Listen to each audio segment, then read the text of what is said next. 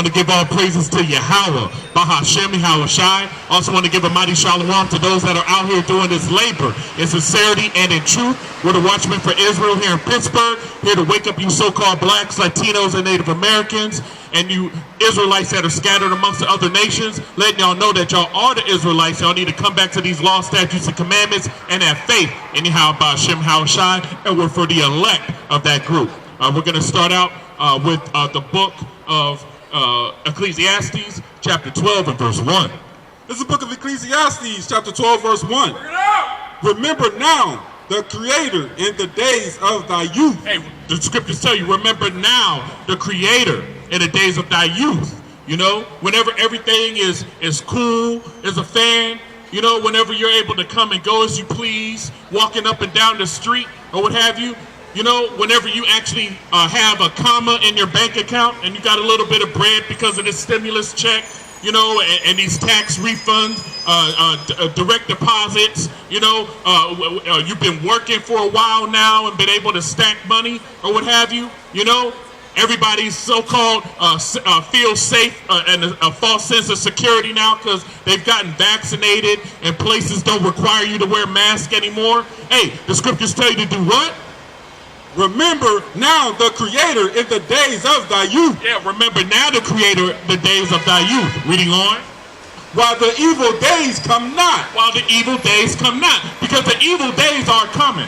You know, being able to walk up and down the street freely, you know, being able to go into the McDonald's or the Arby's or the Subway or what have you and just buy as much as you want and eat as much as you want. Hey, those days aren't going to be here anymore, man. Right. We're going to have famine and pestilence that's going to be coming to America. Reading on. While the evil days come not, nor years draweth nigh, when thou shalt say, I have no pleasure in them. Exactly, because there's going to be, whenever all hell is breaking loose, there's not going to be any pleasure. There's not going to be any places to go to be able to take vacations. There's not going to be any ball games to go to. You know, there's not going to be any tickets to scalp. You know, there's not going to be any so-called police patrolling the area trying to keep you safe. The so-called protecting and serving, all of that is going to come to naught. That's right. You know, the police, hey, when martial law comes, hey, man, they're going to hit you with the butt of their gun and drag you into that van or what have you and take you to a concentration camp. You know, right. Those are the days that are coming to America, man. Wow. And you got to remember the Creator in the days of thy youth now or what have you so that you'll be able to have mercy in that day. That's right. You know? Reading, actually, let me get the book of let's go to Luke 12 and 24. Bubba Gashaw. This is the book of Luke, chapter 12, verse 24. Yeah. Consider the raven, for thy neighbors shall nor reap, which neither have storehouse nor bring barns, and God feedeth them. Hey, let's get that one more time, Bubba Gashaw. This is the book of Luke, chapter 12, verse 24.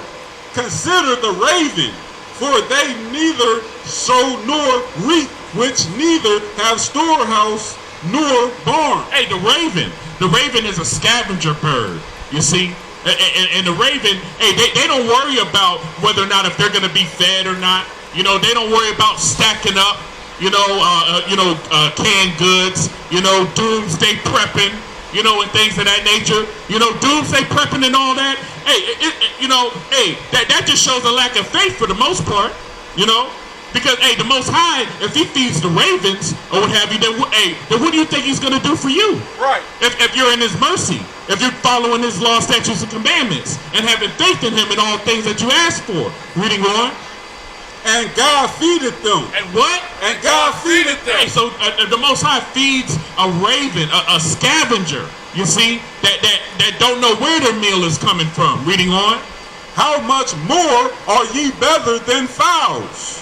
And which of you with taking thoughts can add to his stature? Exactly, and that's man right there, man. Like what is man? Hey, you can't do anything as far as being able to, add an extra foot to your height so that you can go into the NBA, and become a millionaire, Man doesn't have the ability. The average Jake out here, they can barely even build a sandcastle. Right. You know what I'm saying?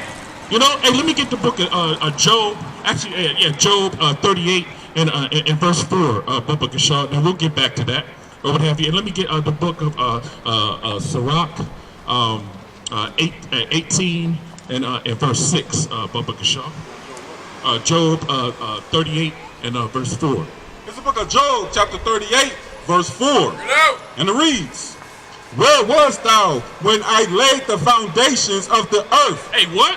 Where was thou when I laid the foundations of the earth? Hey, where was thou? Where was man at when the Most High, in the name of his son, Yahweh Shem Yahushai, laid the foundations of the earth, man? Where was man at? Right. Reading on. Declare, if thou hast understanding, who have laid the measures thereof, if thou knowest, or who have stretched thy line upon it. Hey, man doesn't have any of this type of knowledge how the Most High created, heaven and earth and the seas, and the seas being able to stay where they're at, and not go past the boundary of the land over there on the beach shore or what have you.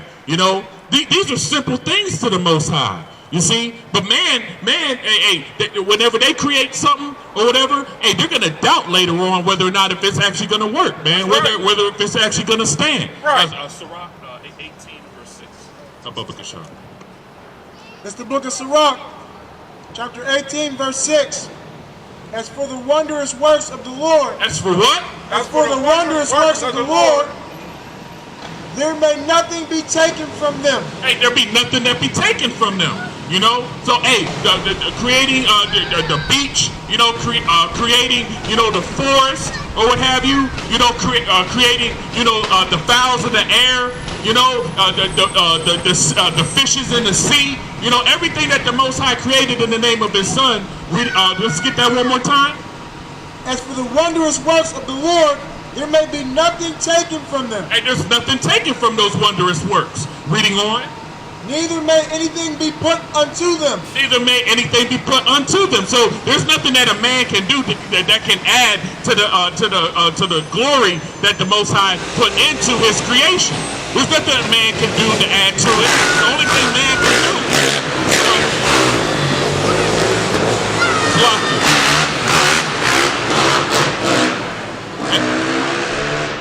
There's nothing man can do but destroy it, man. The only thing man can do, as far as the so-called white man, is create these skyscrapers, man. Right. To pave the roads, because it reminds them of being in the caves of Mount Seir. That's the only reason why they do all of this, man. It reminds them of being in the caves, Right. Reading on. Neither can the ground of them be found out. Neither can the ground of them be found out. So just the littlest thing that the Most High does, as far as His creations or His wondrous works, man can't even figure it out. Reading on. When a man hath done, then he beginneth. And when he leaveth off, then he shall be doubtful. Then shall he be doubtful. We just talked about that earlier. Everything that man does, man, a man creates medicine. When we're supposed to use the herbs for medicine, herbs for meat. You see, the medicines of the earth. But a man has that witchcraft, the so-called white man or what have you, with these pills and all of that, man. Right. And these things get taken or what have you, and then later on, that's when they decide to say, hey, we gotta recall this stuff. That's why they always have like these lawsuits already, lawsuit money already put aside, to overcompensate for the mistakes that they create whenever they come with whatever medicine that they come up with. You see? But the Most High, in the name of His Son, we're supposed to use the herbs and the field for medicine. You see? Let's get back to Luke 12 and 25, Bubba Kashaw. This is the book of Luke, chapter 12, verse 25. And which of you, with talking through, can add to his stature 1 cubit? If ye then be not able to do that thing which is least, why take ye through for the rest? Exactly. So hey, if you can't add to the least of what the Most High has created or what have you, for mainly its chosen people of the earth or what have you, then what you worried about your situation for, man? Right. You know, why are you worried about where your next meal is going to come from? Why are you worried about where you're going to stay or what have you if you get put out? You know. Or if a national or a natural disaster happens, and your house floods or what have you, or whatever catastrophe that you might come across, you lose your job, your livelihood, and you lose your spouse or a close family member that you're relying on, Hey man, you're supposed to let go of the mortal thoughts. Hey, let me get the book of 2nd Ezra 14 and verse 14, Bubba Gashaw. Consider the lilies, how they grow. The toil not, the spin not, and yet I say unto you that Solomon in all his glory was not arrayed like one of these. Exactly. You see, like the lily. See, the lily, that's the Most High's favorite flower. Right. You see? Right. And the way that they spring up, the way that they sprout, or what have you, hey man, it's glorious, man. Any one of these flowers that the Most High has put forth or brings forth from the earth or what have you. You see, the way that they grow, hey man, people use these things for decorations in their homes, man. Just by picking them out of the ground and just putting them in a vase and putting them in their home. You see? And even King Solomon, hey, he had the most glorious kingdom, the righteous kingdom on earth or what have you. You see? And he wasn't even arrayed like one of these lilies were, you see, with his glorious apparel. Right. You see, and none of us here, as far as you so-called blacks, Latinos, and Native Americans, can even come close to the wealth and the knowledge and wisdom and understanding that King Solomon had when he was in his glory, or what have you. Right. Reading on. Verse 28. If then God so clotheth the grass. Hey, you know your nationality according to the Bible? You got 5 minutes to learn real quick? You got 5 minutes? Why not? Because I'm the devil. Oh, you're the devil? Hey, man. Well, then you're just gonna be cast in the lake of fire, then, man. That's what's gonna happen. Hey, our people are wicked, man. Wicked out here, man. Reading on. Verse 28. If then God is clothed the grass, which is today in the field, and the marrow is cast into the oven, how much more will he clothe you, O ye little faith? Exactly. You see, so all of this stuff is vanity. All this stuff is just going to be burnt up, and cast into the oven. You see. So hey man, you gotta have faith that the Most High is gonna take care of you when all hell is breaking loose out here, man. Whenever terror is gonna be coming your way, man. You gotta have faith that the Most High is gonna deliver you, man. Remember thy Creator in the days of thy youth. Let's get an account of that. Let me go to we can get that real quick. It's the book of 2nd Ezra, chapter 14, verse 14. Let go from the mortal thoughts. Yeah, do what? Let go from the mortal thoughts. Hey, let go from the mortal thoughts, man. Where your next meal is coming from, Hey, you got to let go of those mortal thoughts out here, man. Reading on. Cast away the burdens of man. Do what? Cast away the burdens of man. We got to cast away the burdens of man. Right. All of this stuff is vanity out here. We're supposed to cast our burden upon the Lord, man. That's right. Reading on. Put off now the weak nature. Do what? Put off now the weak nature. Put off now the weak nature, because that's weak, man. Because hey, let me get the book of Isaiah 33 and verse 6, Bubba Gashaw. The book of Isaiah 33 and verse 6. This is the book of Isaiah, chapter 33, verse 6. And wisdom and knowledge shall be the stability of the time. Hey, the wisdom and knowledge of these scriptures here, you see. The Most High's word, that's what's going to keep you stable when all hell is breaking loose out here, man. That's what you're going to have to meditate upon, man. When that famine hits and you ain't eaten a few days, man, or you ain't had nothing to drink and it's hot outside, man. Because all hell is breaking loose and there's that famine that's going to come and pestilence, and people dying, and you still got to be keeping these laws, statutes, and commandments. That's right. You know? So that means, hey, you can't, hey, you see a wild boar, hey, you can't eat of that, man. That's right. You know? Teach, Huck. Hey, you down there in Louisiana, you know, and you see that alligator out there, hey, man, you can't eat that, man. That's right. Reading on. And strength of salvation. The fear of the Lord. The what? The fear of the Lord. Hey, you got to fear the Lord in that day also as well. That, hey, as soon as you do something as far as, you know, committing a sin or willful sin, when all hell is breaking loose, you know, hey, man, that you'll be destroyed because of that, man. The scriptures say, but he that endured to the end. So you got to endure to the end, no matter what's going on, man. And that's what's coming next, Jacob's trouble. That's right. Reading on. Is his treasure. Yeah, all praise. Let me get back to Luke. Actually, let me get 1 Samuel 17, and we're gonna start at 28. Baba Gashaw.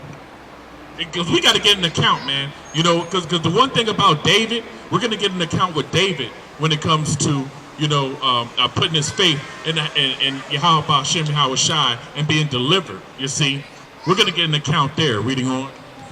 It's the book of 1 Samuel, chapter 17, verse 28. Bring it out. And Elam, his oldest brother, heard when he spake unto the men. And Elam's anger was kindled against David, and he said, Why camest thou down hither? And with whom hast thou left those few sheep in the wilderness? I know thy pride and thy naughtiness of thine heart, for thou art come down, that thou mightest see the battle. And David said, What have I now done? Is there not a cause? Exactly. You see, and that's our people all day, man. You know, whenever you do get the blessing, or whenever you do have faith that's not wavering, you know, and one of our people, you so-called blacks, Latinos, and Native Americans predominantly, and also the heathen out here that are not in this truth, hey, man, you know, they resent you for that, man. You know, they hate to see a person that has faith in something that they can't see. You know, something that they weren't given, as far as because faith is a gift. They get Ephesians 2:8, Baba Kashaw.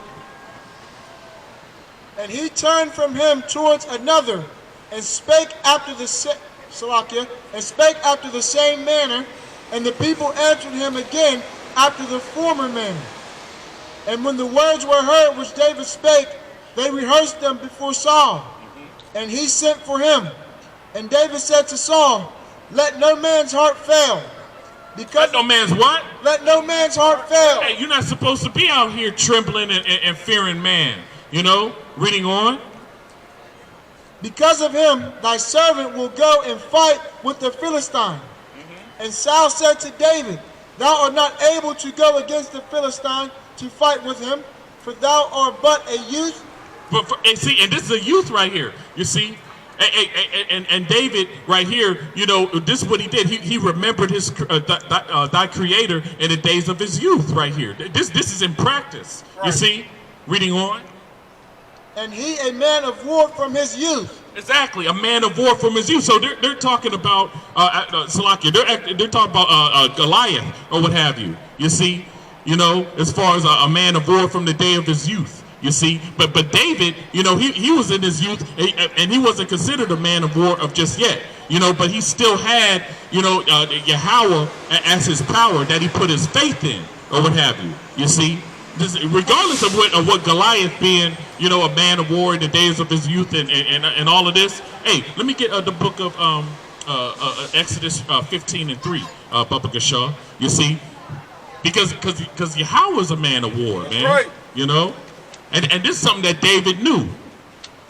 He knew that Yahweh was a man of war. He feared the Most High. He didn't fear man. He didn't fear Goliath being a man of war in the day of his youth. Right. This is the book of Exodus, chapter 15, verse 3. The Lord is a man of war. The Lord is what? The Lord is a man of war. The Lord is a man of war. Reading on.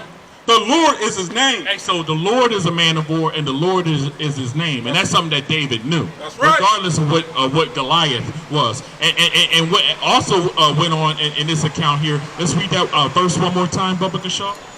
And Saul said to David, Thou art not able to go against the Philistine to fight with him, for thou art but a youth. For thou art but a youth, you see? So he's like, hey, you're too young to go fight this man, you see? And that shows a lack of faith right there, you see? And that's one reason why Saul had to get up out of there, you know? Because, hey, he didn't have faith that the Most High was going to deliver David or what have you, or deliver the Israelites from this Philistine.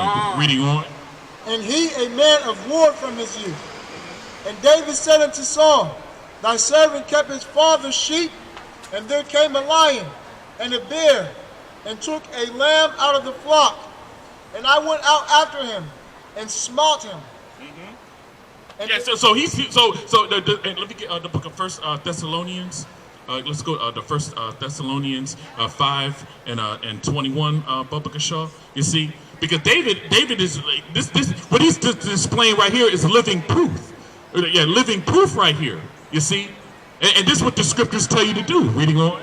First Thessalonians 5 and what? 5 and 21. This is the book of First Thessalonians chapter 5 verse 21. Prove all things. Do what? Prove all things. Hey, prove all things, man. You know? So, hey, so this is living proof. So he was going by his living proof that he went through, that the Most High delivered him in those situations, you know? And let me get the book of Sirach 6 and verse 7, Bubba Shaw. You see, so you got to prove all things, you know? And then right here, there's another scripture right here, because we're gonna. Hey, if any man minister, you gotta minister as to the oracles of the Most High. This is the book of Sirach, chapter 6, verse 7. If thou wouldst get a friend, prove him first. Hey, if thou wouldst get a what? If thou wouldst get a friend, prove him first. Hey, so you gotta prove him first, man. You can't just use lip service whenever you have a friend. You gotta go by what that person's history is, or what that entity's history is, or what have you. You see, if that entity, or if that person, or if that power, or what have you, has been there when nobody else was there to deliver you in your time of distress, or what have you, then, hey, they've proven themselves worthy to rely on. You see, going forward, you see, and the scripture tell you, prove all things. Reading on, let me get reading on with the account here. Bubba Shaw in 1 Samuel, chapter 17 and verse 34. Yeah, 35, Bubba Shaw. And I went out after him, and smote him, and delivered it out of his mouth. And when he arose against me, I caught him by his beard, and smote him, and slew him. The servant slew both the lion and the bear, and the uncircumcised Philistine shall be as one of them. Exactly. You see, so he already envisioned what was going to happen, man. You know, he had total faith about what was going to happen. Hey, y'all got a minute to hear the words of the Lord? Y'all got a minute to hear the words of the Lord just real quick? Y'all know your nationality?